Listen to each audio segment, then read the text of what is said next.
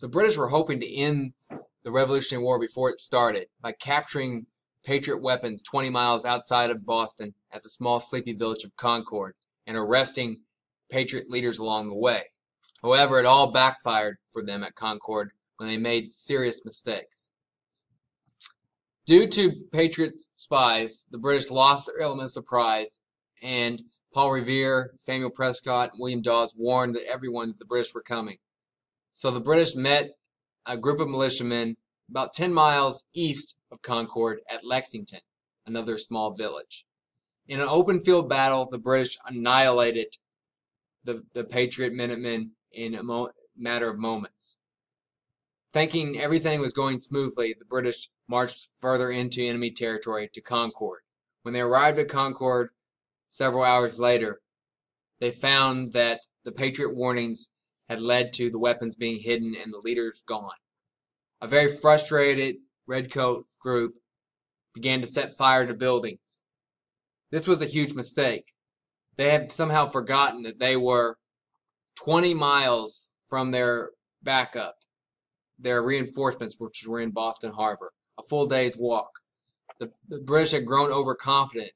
When you're in enemy territory, you should move quickly, quietly, do your damage, accomplish your mission, and then go back to safety. However, the British delayed for hours in Concord, set things on fire. As the Minutemen learned what was going on and saw the fire, smoke from the fires in the sky, they became very, very much enraged and outraged, and they organized a counterattack. This time, instead of 70 or so Minutemen that were at Lexington, hundreds of Minutemen from surrounding villages gathered, and they were ready to take revenge for the unneeded damage the British had caused. The British marched home, and they were crossing a bridge where they lost their formation. They had to squeeze through a narrow bridge, and when they did that, the Minutemen attacked. At this point, the British, normally well-trained British soldiers, panicked. They lost their formation.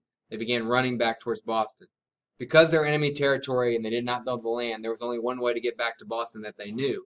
The Patriots knew this as well, so they hid along the woods, and they ambushed the British at every turn. They used their street clothes to blend in to the woods, and while the redcoats stood out in the bright red of the British uniform. Their lack of organization, their huge mistakes, led to heavy losses and a highly publicized defeat at Concord and on the way back. This gave the Americans great hope, great momentum that will gain steam and lead them towards independence.